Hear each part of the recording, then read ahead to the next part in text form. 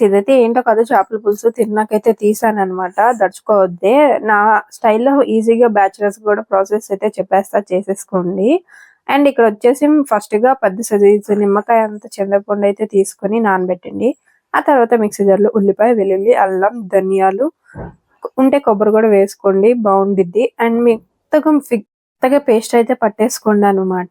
Next మనం ఏదైతే పులుసు వండుదాం అనుకుంటున్నామో అదే కళాయి తీసుకొని దాంట్లో మెయిన్ టిప్ ఏంటంటే చేపలు ఉప్పు, పసుపు, నిమ్మకాయ ఏసి బాగా వాష్ చేయండి ఒక 3, 4 టైమ్స్. అదే మెయిన్ టిప్ అనమాట. స్మెల్ అంతా పోయిద్ది బావుండిద్ది.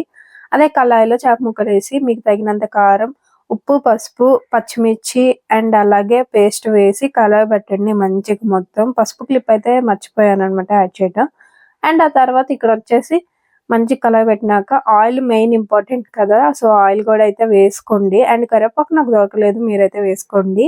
ఒక 2 ఆర్ 3 టేబుల్ స్పూన్ ఆయిల్ అయితే వేసుకోండనమాట. మంచిగా అయితే.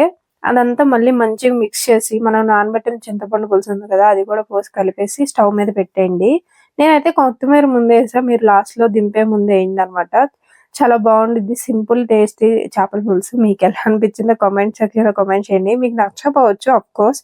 కానీ మాకు బానే ఉంటదనమాట. సో, తినటానికి. సో, అత్తయ్య స్టైల్ అయితే ఇలా చేసిద్ది. నేను కూడా అదే ప్రకారం చేశాననమాట. అండ్ ఎలా వచ్చిందో కామెంట్ సెక్షన్‌లో కామెంట్ చేయండి. చూడటానికి ఎలా అనిపించిందో. తిట్టుకున్నా పర్లేదు. మేమైతే ఇలాగే తింటాం. ఒక్కొక్కళ్ళు ఒక్కొక్క స్టైల్‌లో తింటారనమాట. దాంట్లో ఏముంది ఎవరికి నచ్చింది వాళ్ళు చేసుకుంటారు కదా! సో, నచ్చితే ట్రై చేయండే. మరి వీడియో నచ్చితే లైక్ చేసి సబ్స్క్రైబ్ చేయొచ్చు కదా మన ఛానెల్‌ని.